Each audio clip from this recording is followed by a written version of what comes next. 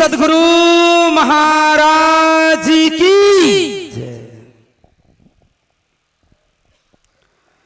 चिन्मय देहि चिद्ध्वनि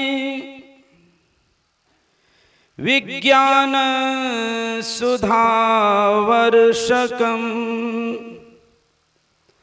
नतो हम सद्गुरुं मेहि भवबन्ध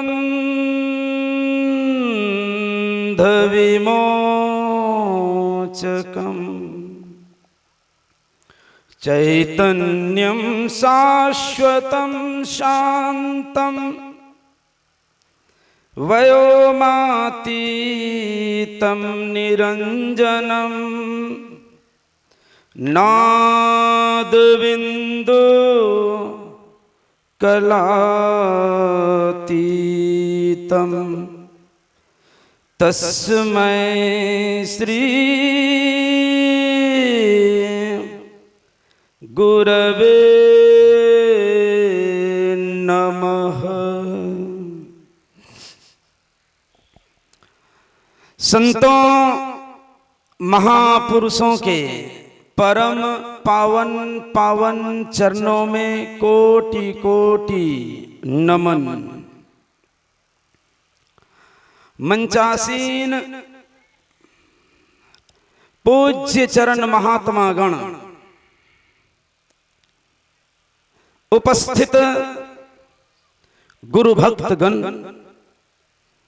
विद्वत जन, सत्संग प्रेमी सदात्माओं,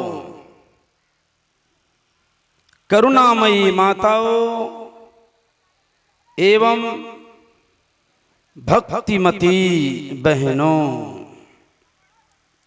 नमन है और निवेदन है, एक बार जय जयकार करें पुरजोर आवाज में श्रद्धा विश्वास के साथ। श्री सद्गुरु महाराज की जय। कल्याण किनका होता है, अर्थात मुक्ति किनको मिलती है, वह कौन है जो स्वर्ग को जाते हैं, किनकी दुर्गति होती है, और कौन इस जरामन मरणशील जगत में आता जाता रहता है, अन्य अन्य प्राणियों में भटकता रहता है, इतर योनियों में भटकता रहता है। महापुरुष कहते हैं मोक्षम गच्छन्ति तत्त्वज्ञाः। इस शरीर के अंदर में रहने वाला जो तत्व है, जिसे आत्मा कहते हैं,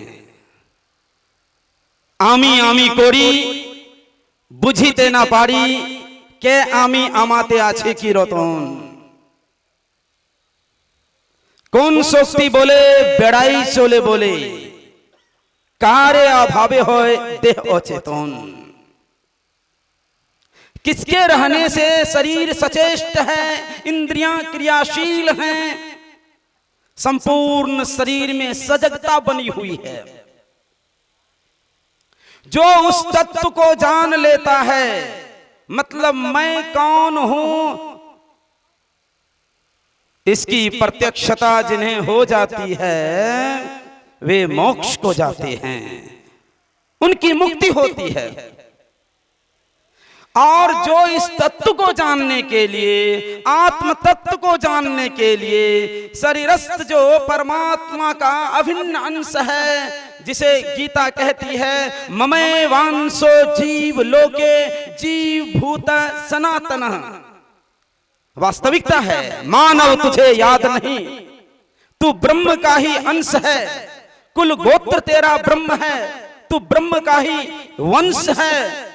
गुरुदेव लिखते हैं तुम सूरज मैं किरण तुम्हारी, तुम अंशक मैं अंश हो। अब ये बात कहने की है जो इस तत्व को जानने के लिए प्रयत्नशील है, इसी तत्व को जानना है मानव जीवन प्राप्त करके। सफलीभूत जीवन के सूत्र की जब आकांक्षा हुई थी महाभारत के युद्ध भूमि के बीच में अर्जुन के अंदर, तो भगवान श्री कृष्ण ने समाधान दिया था। श्रीमद् भगवत गीता के 4थे अध्याय के 34वें श्लोक में भगवान श्री कृष्ण ने कहा, तद विद्धि प्रणिपातेन परिप्रश्नेन सेवया उपदेक्षन्ति ते ज्ञानम ज्ञानिनस्तत्त्वदर्शिनः। किसी तत्वदर्शी श्रेष्ठ ज्ञानी महापुरुष की शरण जाकर उनकी सेवा करके विवेक सहित बारंबार प्रश्न करके तुम आत्मज्ञान की भीख मांग लो, दीक्षा ग्रहण कर लो, भजन अभ्यास करो।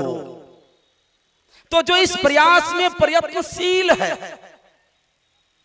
धार्मिक, ऐसे धर्मनिष्ठ स्वर्ग को जाते हैं।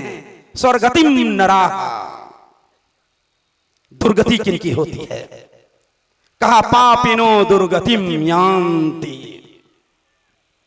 जो पापपूर्ण जीवन जी रहा है, ऐसा मनुष्य का जीवन जिसे दुर्लभ शास्त्रों में बताया गया है, दुर्लभम मानुषो लोके, दुर्लभ जीवन यह प्राप्त है। सोपान भूतम मोक्षस्य मानुष्यम प्राप्य दुर्लभम यस्तार्यति नात्मानाम तस्मात् पापतरो अत्र कः।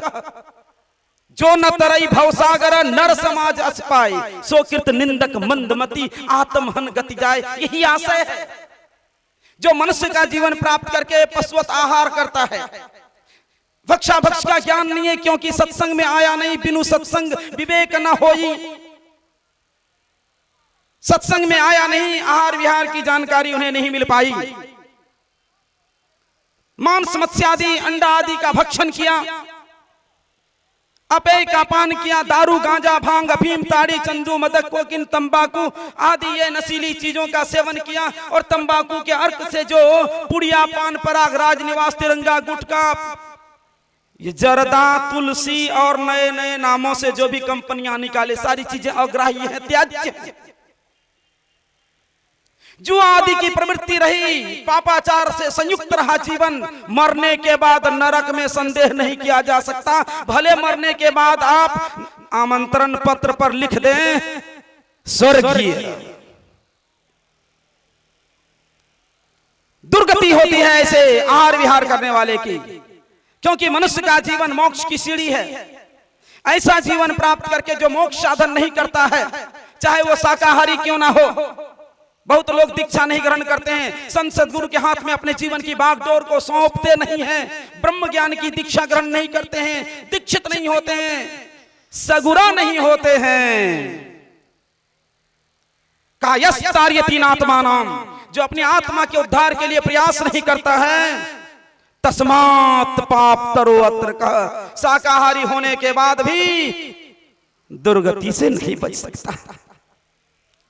इसीलिए संत महापुरुष कहते हैं अपने जीवन की बागडोर को सद्गुरु के हवाले करके नित्य नियम पूर्वक भजन करो, सत्संग नित अरु ध्यान नित, रहिए करत संग लग्न हो। बचो किससे? व्यभिचार, चोरी, नशा, हिंसा, झूठ तजना चाहिए। 1 मिनट पहले जैसा आदेश है मुझे 10 मिनट में 9 मिनट बोलने का। इन्हीं चंद शब्दों के साथ आप सबों के चरणों में नमन करते हुए मैं आपका उत्तमानंद महर्षि में ही धाम मणिहारपुर, बोलिए श्री सद्गुरु महाराज की जय, महर्षि शाही स्वामी जी महाराज की जय।